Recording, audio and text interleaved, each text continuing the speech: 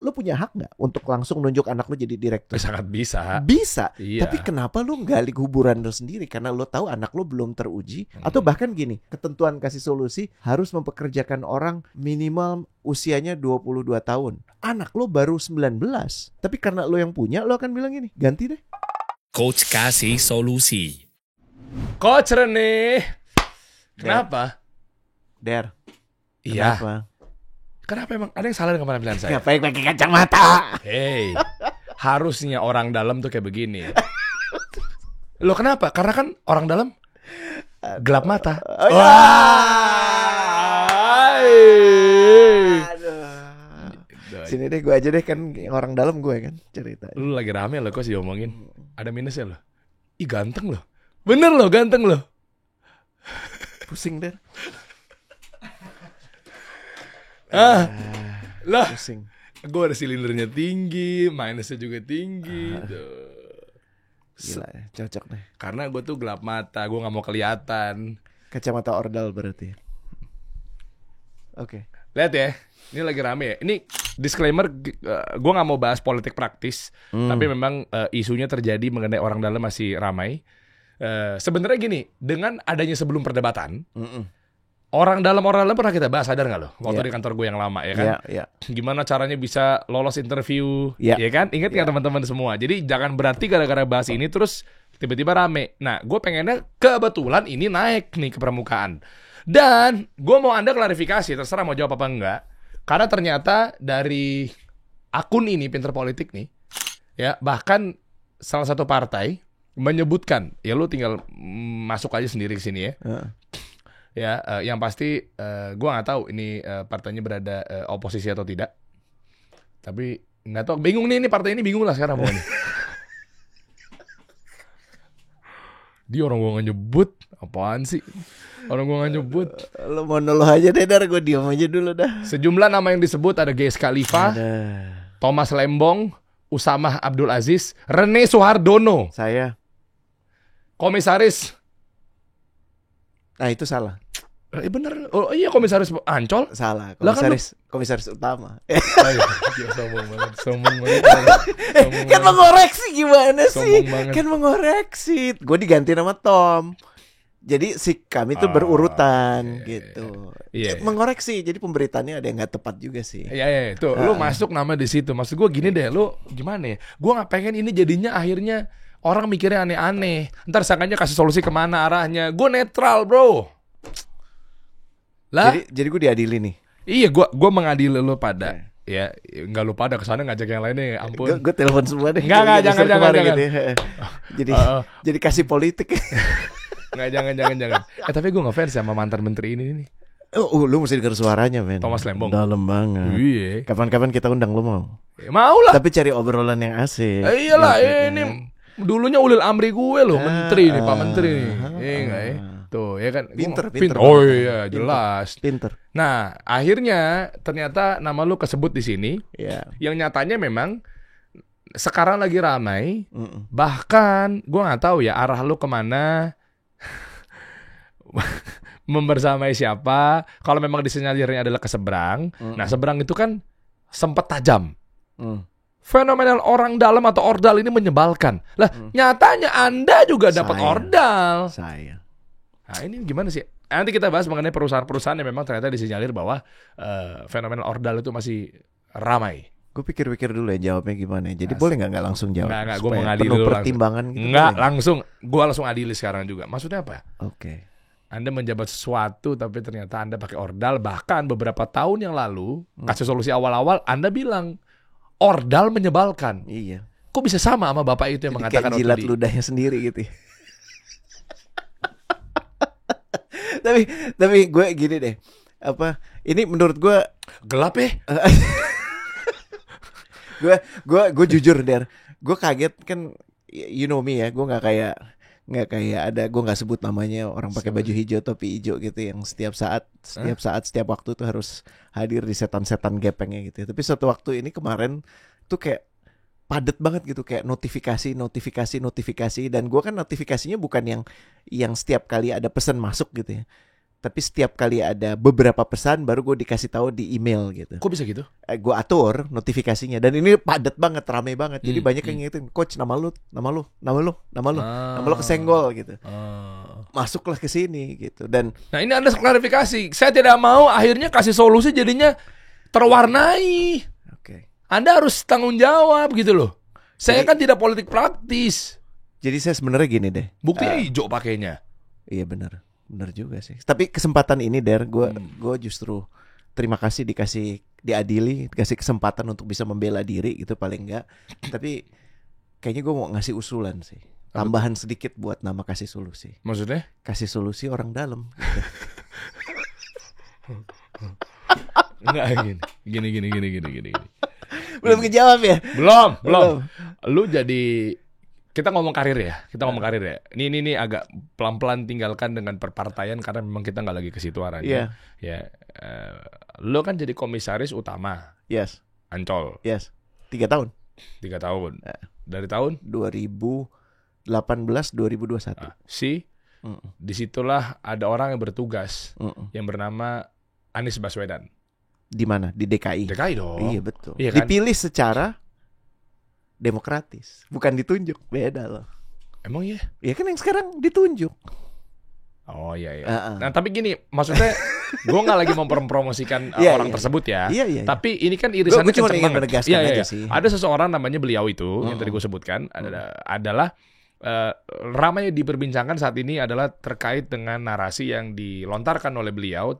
Waktu debat kemarin. Soal Ordal menjebalkan gitu kan. Iya. Nah dalam hal ini ternyata banyak menggiring dan lu juga pernah bahas dikasih solusi terkait ordal menyebalkan. Iya, betul. Gue nggak tahu kok bisa kawin ya narasi beliau. Iya, Ingat iya. kan waktu itu kan? Iya. Ya kan, nah, tentang perusahaan ngelamar kerja dan seterusnya diprioritasin di anak bos apa segala macam. Iya. Nah ternyata ini ada irisannya. Nggak lagi bahas tentang politiknya tapi orangnya. Gue ngomong personalnya ya, gitu kan.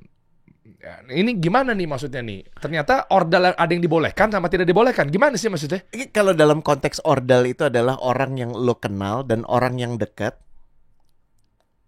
Gue ordal. Nah, tapi lu pernah bawa materi dikasih solusi, ordal menyebalkan. Gimana Betul. sih? Jadi kan gini ya. Kalau sekarang kita coba balik ilustrasinya ke lo deh. Kan kita sebenarnya pekan lalu juga udah sempat bahas soal ini kan. Kalau lo punya anak, ya. Terus tiba-tiba anak lo menunjukkan aspirasi untuk kerja di kasih solusi. Iya kan? Lo kasih nggak? Oh, tak dulu dong. Gue bilang, Milo, tes yang bener. Milo umurnya berapa? 6 tahun. Ya katakanlah Milo udah 19 tahun. Iya, gue bilang, gitu ya. sorry. Iya, Saya kan? tidak ada KKN dikasih solusi. Kamu harus tes lewat jalur. Kamu harus dites sama HRD ayah. Di situ riset misalnya. Tes. Ternyata lulus. Ya berarti kan prestasi anak gue bagus. Tapi ordal kan? Iya juga ya. Iya, dia ordal lo dong. Tapi kan gue nggak pakai. Gue kasih syarat. Ya makanya kalau cuman bicara kenal atau nggak kenal, iya dan orang kenal adalah ordal, gue dengan terbuka bahkan mungkin dengan bangga gue mengatakan gue ordalnya Anies. Karena gue bangga kenal dia. Berarti lu nggak pakai jalur yang bener. Nah itu nggak Masa? melalui proses. Karena prinsipnya begini. Kalau ini kan perusahaan publik itu yang memiliki di Ancol waktu itu ya gue bahas ya. Iya. Ada yang milik pemerintah DKI, mayoritas memang, ada yang dimiliki oleh Pembangunan Jaya, ada yang dimiliki oleh publik, Der. Publik 70% ya? Enggak, publik sekitar 20%. Mayoritas tuh pemerintah kota DKI, pemerintah Jakarta. Makanya kemudian proksi yang mengatasnamakan pemerintah Jakarta makanya disebut sebagai BUMD itu kan namanya Anies Baswedan. Dan dalam prosesnya ini juga menarik nih, ini ada kesempatan buat menjelaskan. Gue lagi nggak ada sama sekali kepikiran apapun, lagi jalan. Gue inget banget gue lagi di BSD waktu itu sama Muna, lagi jalan terus tiba-tiba ada telepon masuk gitu. Terus? Bapak ingin ngomong gitu. Terus basically obrolannya cuman apa kabar? Saya membutuhkan Anda untuk membantu Ancol. Nanti Anda akan dihubungi. Dan setelah itu saya harus melalui proses. Jadi gue ketemu ada 3 kali bro. Ya, ada tesnya. Terus gue diuji di panel yang isinya para doktor semua. Dan salah satu dari panel itu bekas bos gue. Dan namanya Pak Irham Dilmi. Ya, itu orang yang juga keren banget. Kapan-kapan kita mesti undang. Pak Irham Dilmi pada saat panel itu memilih untuk tidak ikut menilai gue. Karena dia udah kenal gue kan. Jadi dia minta orang yang lain untuk menilai gue. Biar nggak subjektif. Betul. Dan prosesnya adalah kemudian gue diterima gitu. Nah, kalau lo tanya seperti konteks anak lo tadi, ada proses yang dilalui. Dan dalam proses itu tentunya ada ketentuan-ketentuan dulu bahwa gue tuh udah pernah kerja berapa tahun. Sekitar tahun 2018 gue udah kerja sekitar 22 tahun. Ya. Oke. Dan gue pernah menjabat juga posisi komisaris sebelumnya. Gue mengerti esensi bagaimana pengelolaan organisasi. Iya. Gue ngerti hal-hal yang dibutuhkan untuk orang bisa berkinerja, bisa cakap sebagai pengawas perusahaan. Karena komisaris kan pengawas perusahaan. Ya, pengawas. Dan dalam prosesnya gue diminta mengawasi perusahaan, bahkan gue gak pernah dikerewesin sama DKI. Industrinya apa waktu itu? Ancol. Enggak yang sebelumnya. Yang sebelumnya macam-macam, ada Kan gue lagi pengen ngukur consulting, pengalamannya apa. ya kan, ada perusahaan consulting, kemudian ada perusahaan teknologi, itu gue juga pernah di situ. Oke. Gitu. Jadi memang kalau ditanya bagaimana prosesnya, ya ikutin proses yang ada, dan tidak ada sekalipun memanipulasi proses tuh nggak ada. Jadi kayak misalnya ini misalnya Der, ya, ada standar usia minimum tertentu yang terus dipermasalahkan, terus akhirnya diganti, itu nggak ada. Jadi kita memang benar-benar mengikuti standar yang harus dipenuhi. Karena yang namanya standar itu kan minimum requirement. Maksud minimum requirement dikurangin lagi. Kayak misalnya lo harus minimum requirement adalah lulusan sarjana. Ya kan? Karena gue gak lulus sarjana, misalnya mau dikurangin lagi gitu. Dan gue alhamdulillah lulusan sarjana gitu. Gak mampu juga untuk menerusin yang lain. Jadi alhamdulillah minimum itu gue terpenuhi gitu. Cuman hal-hal yang lain alhamdulillah terpenuhi gitu sih. Oke, nah terpenuhinya itu adalah memang udah diatur sama negara bahwa ini harus begini tanpa harus merubah-merubah. Ya. Mungkin peraturan-peraturan yang sudah dibangun di mahkamah. Perusahaan misalnya. publik itu kan lumayan spesifik ya, karena juga diatur. Publik itu artinya sebagian dari saham mereka, kepemilikan mereka itu dimiliki oleh publik. Publik itu artinya minority shareholders yang hak-haknya harus dilindungi. Sehingga dalam prosesnya pemilihan orang-orang ini walaupun diusulkan oleh pemegang saham besar, pemegang saham utama yaitu pemerintah DKI, ya, tapi tetap melalui proses yang lain gitu. Dan bahwa karena gue diajukan karena gue kenal, ya iya, maksud lo mau mengajukan orang yang lo nggak kenal, paham ya? Ya, tapi kan juga diukur juga apakah gue kira-kira cakap atau enggak. Iya, stigmanya soalnya gitu. Kalau untuk anak, sahabat, ya kan. Nah, maksudnya kok kenapa gue nggak tahu nih 50-50 atau 60% orang condongnya kepada 60%-nya atau mayoritasnya adalah menganggap bahwa ini adalah negatif atau kolusi misalnya. Ordal sendiri memberikan konotasi memang negatif. Makanya gue menyebut ordal dalam percakapan kita sebelumnya itu dalam kaitan kenegatifannya. Ya. Tapi apakah semuanya ordal, ya harus diuji coba juga dengan definisi ordal itu sendiri. Kalau cuma masalah kenal dan dekat, gue rasa semua yang terjadi di dalam bisnis itu adalah ordal. Oh iya kan? Deng. Tapi iya. kan ada proses yang harusnya ditaati nggak?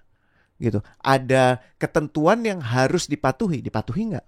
Atau ketentuannya kemudian diubah untuk memenuhi kebutuhan. Itu kan yang jadi masalah. Gitu. Dan yang paling penting dalam kaitan dengan gue di Ancol, ya baiknya tanya juga ke orang Ancol gimana. Ya gue sih merasa hubungan gue dengan mereka saat ini baik-baik aja gitu ya. Apa yang sudah gue lakukan selama 3 tahun, gue berusaha optimal untuk menjalankan peran gue. Nah ini menarik ya teman-teman, terkait dengan ordal. Artinya bisa nggak kalau pada saat itu, ini nggak tendensi ya, tapi pada saat itu emang contohnya kan memang faktanya memang Pak Anies kan di situ gitu ya. Tapi bisa nggak Pak Anies waktu itu langsung nunjuk lu langsung tanpa tes? Nggak bisa. Oh, memang ada peraturan ya? Nggak boleh, karena ini kan perusahaan publik, bukan perusahaan milik Pemda saja. Loh, yang biasanya terjadi adalah misalnya Pak Jokowi jadikan bentar ya, komisaris BUMN atau BUMD itu yang nentuin siapa? Kalau di BUMD udah jelas diatur oleh badan yang ngurusin BUMD. Yaitu? Ya, kayak Kementerian BUMN-nya. Tapi Kementerian BUMN itu kan juga punya ikatan kerjasama, koordinasi dengan yang lain-lain, termasuk kantor presiden, termasuk kementerian teknis terkait. Kayak misalnya untuk urusan perbankan pasti urusannya dengan Kementerian Keuangan. Iya. Kayak urusan transportasi kayak Garuda pasti urusannya dengan Menhub. Kementerian Transportasi gitu kan. Nah itu. Nah, kalau misalkan siapa ya? Ahok. Mm-mm. Ahok kan komisaris Pertamina. Yes. Yang bawah siapa? Oh, gue nggak tahu. Enggak, bentar, kalau bawah tuh negatif juga ya kasarnya. Yang Tapi- menentukan beliau ada di situ. Pak Erick Thohir. Oh. Tapi kan melalui proses juga. Dan lo kan nggak bisa mengatakan Pak Ahok tidak berkompeten. Lo wong dia Oh, pernah iya, iya. jadi gubernur, Iya. sehingga dia sangat wajar untuk menduduki posisi itu. Oke, nah Pak Erick Thohir nunjuk Pak Ahok untuk jadi komisaris Pertamina, komutnya Pertamina. Melalui proses ya. Melalui Jadi proses, yang menunjuk semua. itu namanya rapat umum pemegang saham. Tapi kan negara memiliki sahamnya Pertamina. Dan negara ini diwakili oleh Kementerian BUMN. Dalam prosesnya Kementerian BUMN, penentu keputusannya adalah Menteri BUMN Pak Erick Thohir. Nah, makanya gue lagi ngukur nih bahwa ordal itu terjadi, yang isunya kan siapapun yang jadi presidennya dia akan bawa gerbong. Nah, gerbong juga konotasinya Pasti. negatif nih, pasti kan? Nah, gerbong ini, ordal ini dan seterusnya. Ketika misalkan presiden yang jadinya si A, dia apakah semudah itu untuk oke, lo komut ini, lo direktur utama BUMN, lo menteri, lo dubes. Maksudnya segitunya kah? Atau memang tetap nggak, ruang geraknya juga dibatasi bahwa kayak kemarin misalnya Pak Anies ada di Gubernur DKI, bisa nggak oknum Gubernur DKI pada saat itu siapapun yang menjabat bilang bahwa kayak nggak usah tes langsung masuk? Nggak bisa. Maksud gue nggak mengatakan gini, nggak tahu. Dalam case yang gue pahami akan sangat berisiko. Kenapa? Lo nggak ngetes orang hanya karena lo suka sama orang itu, sehingga lo nggak tahu bagaimana kemudian dia nanti bisa berkiprah. Itu kan berbahaya. Ya, tapi kan kalau KKN nggak mandang begituan. Iya, makanya itu. Kalau gue nggak bisa mengomentari hal-hal yang gue nggak tahu. Tapi seharusnya kayak Kementerian BUMN, Kementerian atau badan urusan BUMD itu melakukan kerja mereka dengan menjalankan standar minimumnya, yaitu tes. Dan sebelum tes harus ada paper qualification juga dong. Nah ini makanya gue baru tahu nih, gue pikir Gitu. ordal-ordal. Nggak bisa. Lo Itu- main asal tunjuk-tunjuk aja nggak bisa. Karena nanti pada saat bermasalah diminta menunjukkan, waktu itu kenapa nih ya si Rene nih bisa masuk di sini. Nah, kalau lo kemudian menanyakan ini ke badan usaha milik daerah, mereka akan bisa mengeluarkan, oh ini loh hasilnya tesnya si Rene, oh ini loh hasil FGD-nya atau kayak interviewnya. Bukan cuma interview loh, ada panel-panel yang dilakukan ini gitu. Sehingga mereka akan membuat rekomendasi sebenarnya, Pak, calon-calon ya, nggak mungkin cuma satu loh. Ada beberapa calon yang diajukan. Oke. Bapak ini lolos, bapak ini cocok, bapak ini nggak cocok, bapak ini nggak bisa, bapak ini cocoknya menjabat yang di sini Pak, gitu. Itu ada rekomendasi itu, Oke. gitu. Nah, ini kan kayak apa ya, paper trail ya, kayak apa ya, membahasakannya gimana ya, Dere? Kayak proses pikir melalui beberapa orang sebelum sampai pada kesimpulan. Tapi sekedar untuk simplifikasi headline, Anies tunjuk Rene jadi komisaris utama Ancol. Gile. Tapi kan nggak mungkin juga headline itu, benar nggak? Ada benarnya, tapi tidak sepenuhnya benar juga. Karena kalau mau dibuat headline-nya secara benar akan jadi nggak asik dibaca. Kan jadi nggak kontroversial. Headline benernya gimana? Anies mempertimbangkan orang yang dia kenal bernama Rene yang sudah memenuhi kriteria dan persyaratan yang diajukan untuk melalui sebuah proses. Nggak Nggak asik. Tapi kan jadi gini, Ya, nggak yang menarik terbentuk atensi. kalau orang yang malas baca akhirnya, oh ini kan main tunjuk-tunjukkan aja tanpa memahami bahwa ada proses di situ. Nah sekarang gue ingin mengomentari, kenapa kalau gitu Pak Anies ngomongin ordal dong? Iya kan pasti kan mereka akan ini buat edukasi aja ya. Eh, Lawannya beliau ke saat debat atau mungkin seberangnya beliau itu kan pasti akan mempermasalahkan gitu. Dikorek-korek, oh gue udah serang nih gara-gara ordal nih. Oke, gue balikin lagi ternyata ketemu nih 4 orang nih gitu. Yang diomongin itu kan sebenarnya prosesnya, bro. Iya kan, proses bagaimana waktu lo pengen anak lo masuk dikasih solusi karena ini punya lo punya hak nggak untuk langsung nunjuk anak lo jadi direktur? Sangat bisa. Bisa, Iya. tapi kenapa lo gali kuburan lo sendiri? Karena lo tahu anak lo belum teruji, tidak mampu. Atau bahkan gini, tadinya Kasih Solusi punya, katakanlah ya, traktatnya Kasih Solusi itu punya ketentuan Kasih Solusi harus mempekerjakan orang minimal usianya 22 tahun. Ya kan? Sudah melalui jenjang perkuliahan S1 misalnya. Ya. Anak lo baru 19. Ya. Belum lewat 22. Tapi karena lo yang punya, lo akan bilang gini, ganti deh. Iya bisa. Bisa kan? Bisa. Nah itu yang dipermasalahkan. Kenapa lo melakukan itu? Kan lo udah buat standar. Kenapa lo turunin standarnya untuk anak lo?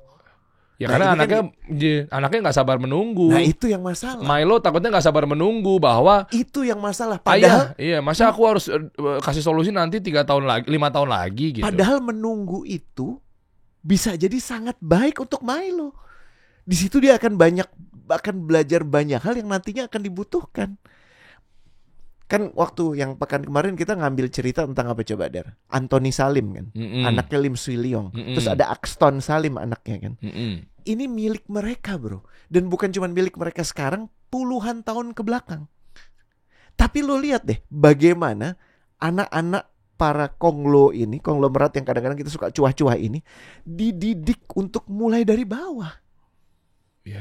Bahkan bukan di perusahaannya, dilarang untuk bekerja di perusahaannya, untuk pindah ke perusahaan lain, untuk merasakan lu tuh di bawah tuh kayak gimana, untuk berproses, nggak disiapkan gitu, ngerti ya? Paham ya? Oke, nah kesimpulannya adalah mana yang paling selektif, mana yang paling sulit jenjangnya, sehingga nanti akan kelihatan. Contoh, ordal kita bahas ya, masih ordal nih.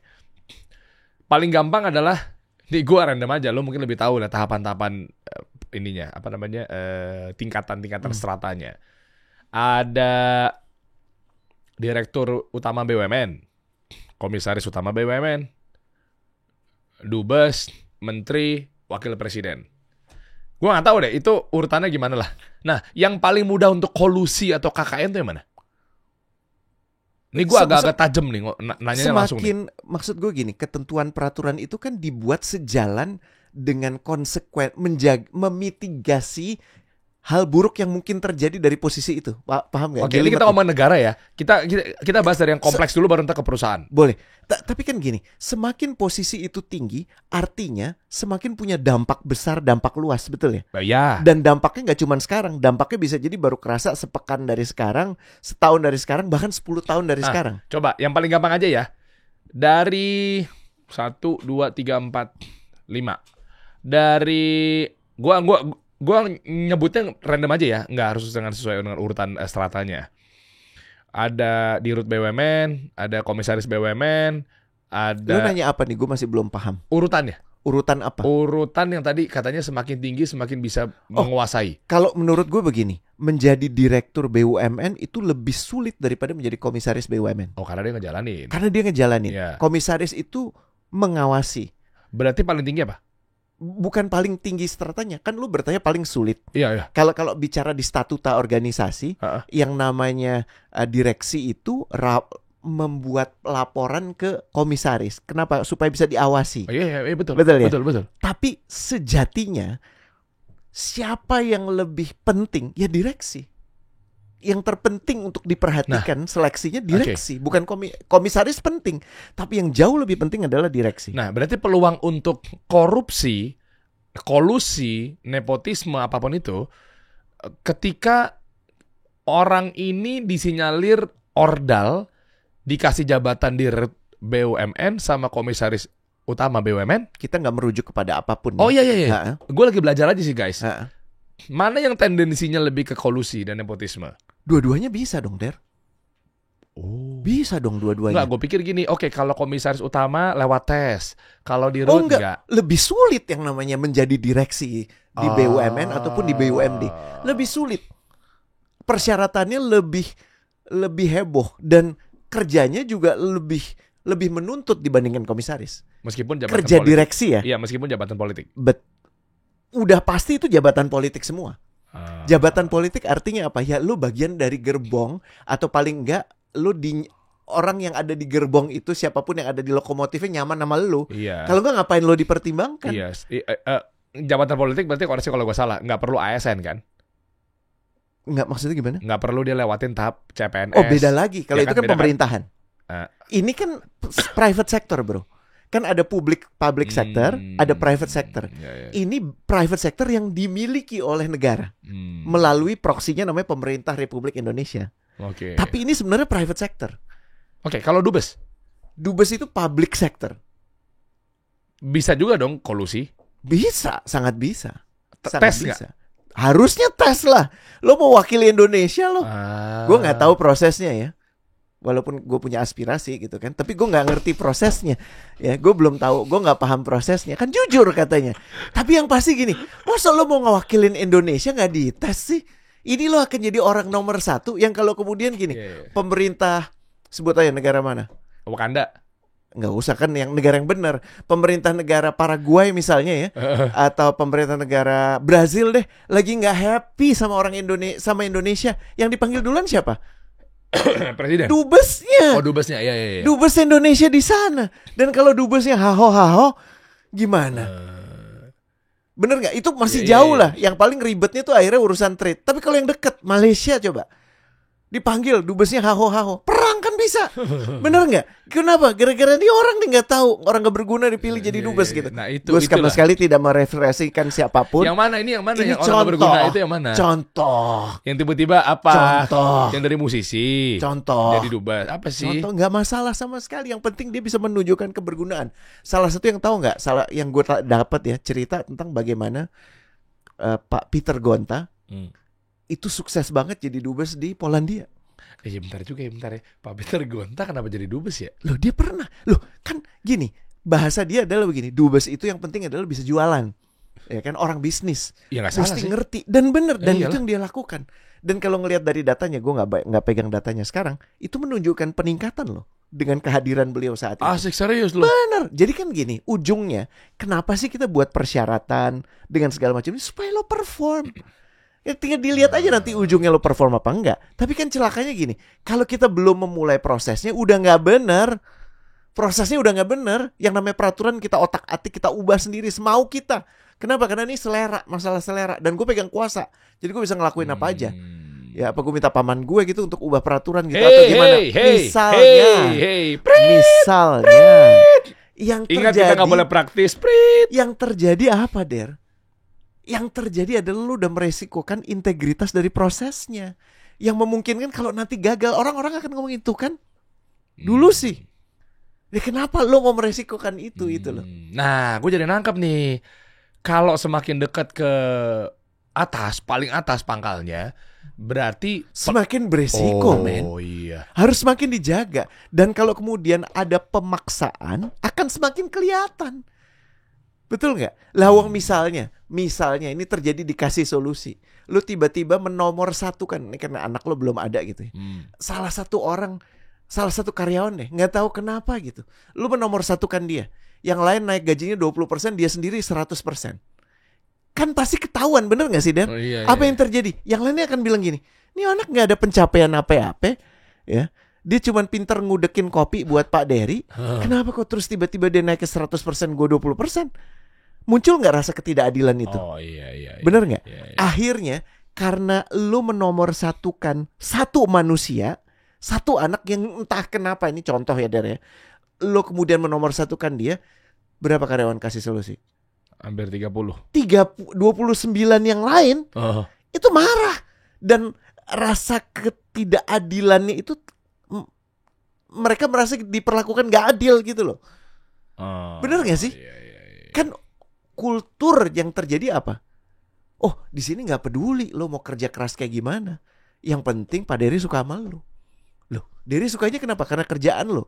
Bukan, kenapa? Ya suka-suka dia aja. Kan susah. Paham ya?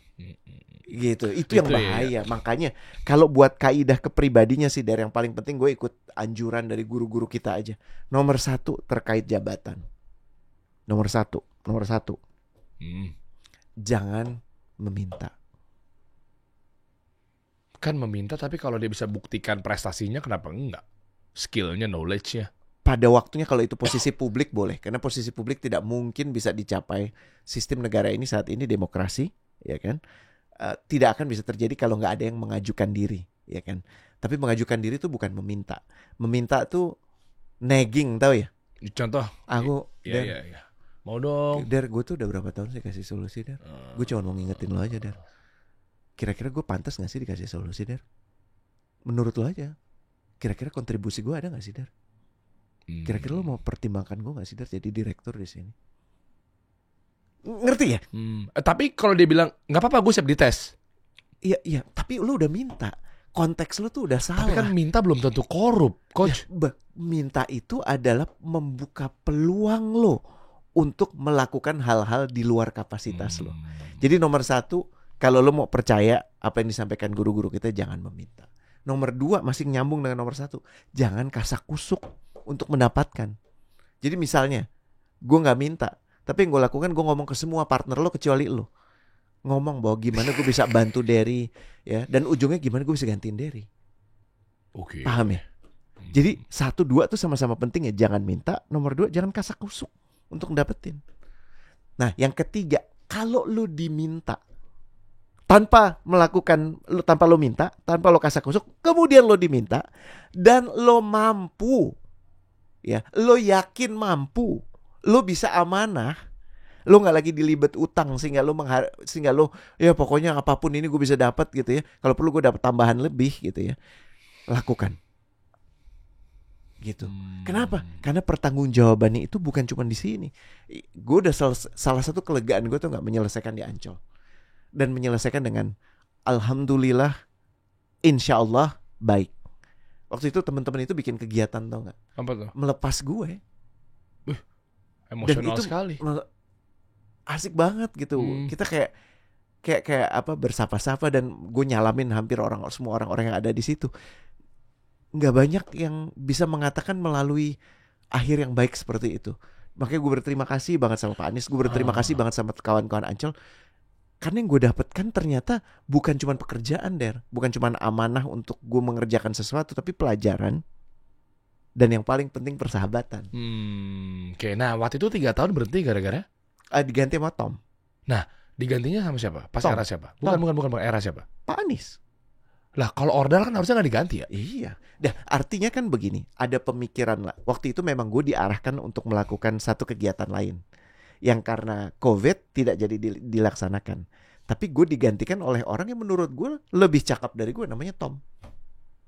Karena Pak Tom dari waktu itu keadaan kita tuh sulit, deh. Dari menteri ke situ ya? Enggak dong, kan jauh udah ya, lama, jauh kan dia zaman SB. Tapi gini, keadaan kita tuh waktu itu yang dibutuhkan udah bukan kreativitas. Yang dibutuhkan itu adalah kemampuan finansial menarik investor dan memastikan Ancol punya inisiatif-inisiatif. Dan waktu itu yang dirasa paling mampu melakukan itu Tom, dan gue sepakat.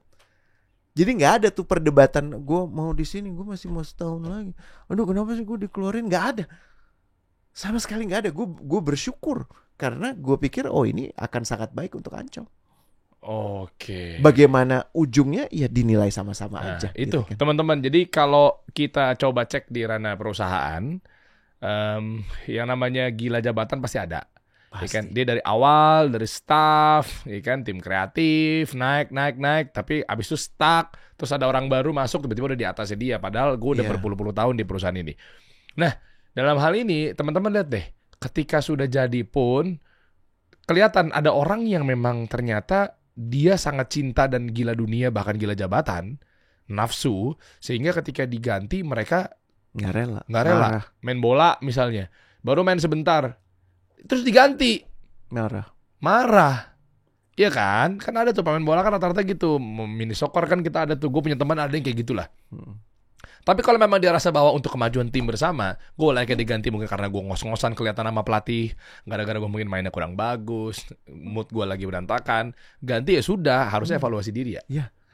Dan dalam hidup lo akan ngalamin situasi, dan gue yakin semua yang ada menyimak Kasih Solusi hari ini, saat ini juga merasakan orang yang kemudian menilai lo dengan beda gitu. Jadi maksudnya dia akan menakar lo, wah ini nggak beres nih orang, ngaco nih orang gitu. Kalau lo merasa perlu membela diri, lo bela. Tapi yang paling penting gini, kalau lo tidak melakukan itu semua, jangan terlalu terganggu, biasa aja. Gitu ya. Makanya gue merasa perlu menyampaikan ini. Kenapa? Supaya konteks ordal itu pada porsinya, nggak sekedar jadi bancaan politik. Karena ini lagi tahun politik, ya udah semuanya disamber loh. Kalau gue disamber ya gue akan respon. Itu prinsip gue. Kalau gue nggak dicolek ya gue diam aja. Gitu. Tapi karena dia nyolek gue, ya udah oke. Gitu, silahkan aja. Ya, Gitu. ya, ya. Dan ini respon gue, ya, bahwa dalam konteks ini, alhamdulillah gue bersyukur sekali. Ya, gue bersyukur sekali menjadi ordalnya dia, gitu kan. Tapi apakah kemudian artinya lo boleh serampangan, lo boleh seenaknya? Nggak boleh dong. Karena apapun yang lo lakukan, apapun yang lo katakan, apapun bahkan yang lo pikirkan akan suatu saat lo pertanggungjawabkan gitu. Gila ya, berarti Itu berat, men. teman-teman harus paham nih, ini para bos-bos nih, CEO, perusahaan dan seterusnya gitu ya. Ya, ini kesimpulannya adalah coba kita generalin kan, bahwa lu sekarang lagi jabat sebagai direktur utama, mau itu BUMN, mau itu swasta, mau itu multinational company. Nah, lihat nih, hati-hati cara melangkahnya. Kalaupun itu adalah keluarga lo, ya lo harus bijak. Kenapa? Ketika perusahaan itu nggak jalan, nah itu baliknya ke lo nih. Bener gak sih? Oke lah, dia mampu menjadi CEO karena CEO-nya jadi pengawas, komisaris. Tiba-tiba tahunnya goyang di perusahaan. Nah, sehingga apa? Sehingga ujung-ujungnya, nah lo, malah lo yang kena. Karena lah, kan ini kan awal mulanya dari lo nih. Iya. Ini kemarin gue ngundang orang loh, namanya Jaehyun, kakaknya Jerome Pauline. Nggak tahu lo tahu apa nggak yang orang Indonesia. Dia nggak tahu ya, anak-anak Gen Z milenial mana paham ya. Lost in translation, sorry. Chok Simbara tahu? Enggak. Willy Dozan? Nah, tuh tahu. Ya itu. Nggak, saya lagi coba mengimbangi obrolan Anda aja.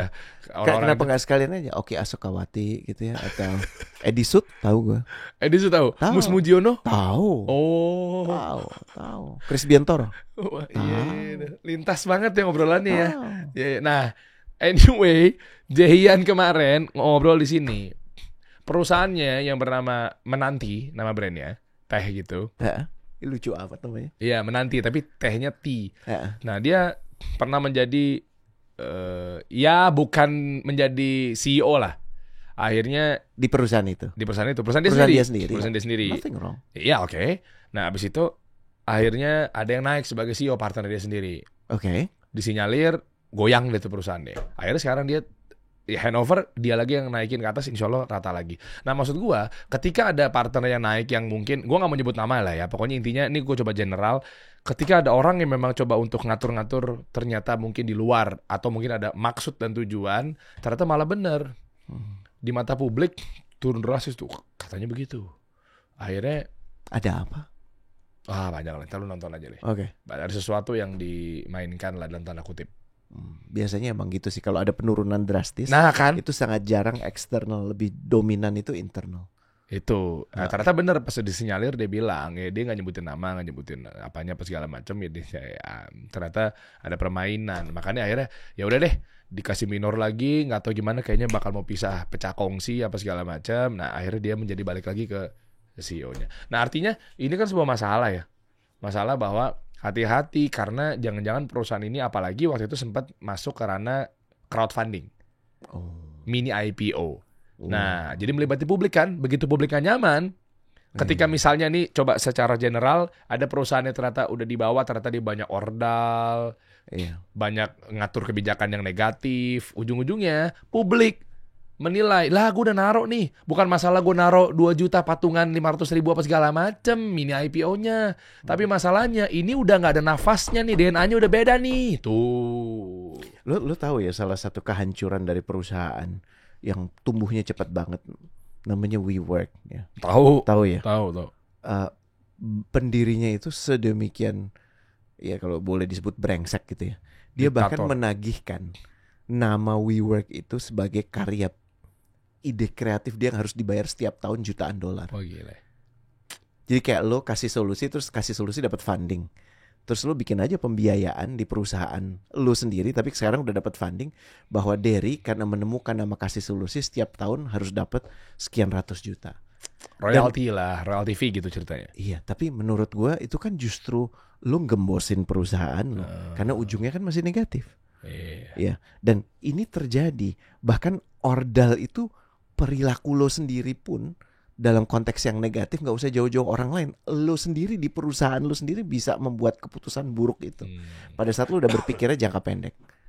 Ya gitu, catat teman-teman. Ya. Mungkin nggak kalau teman-teman share komen di bawah Boleh. terkait dengan hal ini. Ada yang nggak pernah lu ngerasa bahwa gue nggak tahu ya masalah ordal ini di perusahaan, lu ngelamar kerjaan apa segala macem. Iya. Nanti sekalian kita baca sama yang kemarin kan, sempet kan? Sekalian nih kita coba undang teman-teman semua ya. Iya. Tapi di ujung gue penasaran, coach. Tadi kan kita nyebutnya masalah komisaris utama, dirut, dubes. Kalau menteri itu gimana sih? Ada tesnya nggak? Lah nggak, gue nanya beneran. Ada nggak sih? Yang pasti Nggak, soalnya ada juga orang pengen jadi menteri itu bukan ambisi. Bisa aja kan gaji menteri berapa sih lebih kecil daripada komisaris utama BUMN? masih ceritanya Pak Sudirman Said ya. Yang beliau gocengin itu ya, Pak maaf Pak. Yang dari dia tadinya kerja di private sector jadi direktur, terus masuk ke BUMN, gajinya sisa setengah, terus masuk lagi ke jadi menteri kan, gajinya sisa seperempatnya. Itu dia, makanya kan gocengin, gue nggak tahu nih. Kayaknya salah satu dosa gue itu adalah kalau Ceng-cengin mudah-mudahan Pak Sudirman. Iya betul. Nggak ada yang pernah bisa, nggak ada yang pernah berani ceng-cengin mantan menteri. Gue cengin. Pak Dirman, mobil Anda apa? Masih Innova. Gitu. Terus yang kedua, gaji Anda berapa tuh jadi menteri? Tinggian gue 27 juta. Sakit hati banget kali ya. Enggak, dia sih nggak ada sakit hatinya. Oh, iya. Tapi Itu bercandaan gue aja sama dia Iya. karena gue sayang. Itu tes nggak? Loh, menteri itu yang paling penting bahkan bukan tes, karena ini udah jelas posisi politik ya. Menteri itu yang paling penting dia lolos evaluasi KPK. Jadi KPK harusnya memberikan rekomendasi ke presiden. Ini orang layak nggak? Yang lain-lain yang menurut gue, asal dia punya keinginan untuk memajukan dan dia ngerti konteksnya, bisa. Yang problem itu bukan nyari orang pinter bro, Tapi nyari orang bener. karena orang pintar belum tentu benar ya. Yes. Kalau dia benar, otomatis dia mencoba untuk pintar atau Yes. bahkan minimal dia pintar. Yes. Dan itu tadi, ya pengen yang cepat, pengen yang kelihatan, pengen yang instan tadi udah ya, sama pengen terus-terusan, gitu. Jadi masih ingat nggak apa kita diajarin kan sama Rasul kita tercinta, ya kan? Hati-hati karena manusia itu kalau udah dapat satu gunung emas, Minta gunung gunung emas, lagi. dia akan cari gunung emas berikutnya. Nggak ada kenyangnya. Makan kita bisa kenyang, bisa begah gitu. Tapi kalau yang namanya harta, apalagi kekuasaan, itu nakutin sih. Itu gue cuma bisa ngomong ya. Bagaimana lo ditempatkan di sebuah posisi yang orang melihat lo gitu, mengharapkan lo, memuliakan lo. Dan kalau lo kemudian langsung punya pemikiran begini, oh ini karena gue, itu udah bermasalah. Sebaik-baiknya orang yang ada di posisi itu dia ngelihat bahwa yang dimuliakan, yang dihormati, yang dipandang itu jabatannya, bukan elonya. Elonya mah biasa aja. Pisahin diri lo sama jabatan lo. Kalau lo bisa melakukan itu, lo terus waras. Jadi lo nggak merasa ada kebutuhan karena sekarang gue dibukain pintu, nanti selamanya seumur hidup gue nggak perlu buka pintu sendiri, gue harus dibukain. Kan bermasalah kan? Iya kan? Ya, dan akhirnya lo akan melakukan apapun untuk memastikan ini terus bertahan. Kalau perlu nyambung lagi ke anak lo, kalau perlu nyambung lagi ke cucu. Pantesan gue liat muka dia 3 kali mulu ya fotonya. Dimas ngelamar mulu 3 kali. Coach kasih solusi.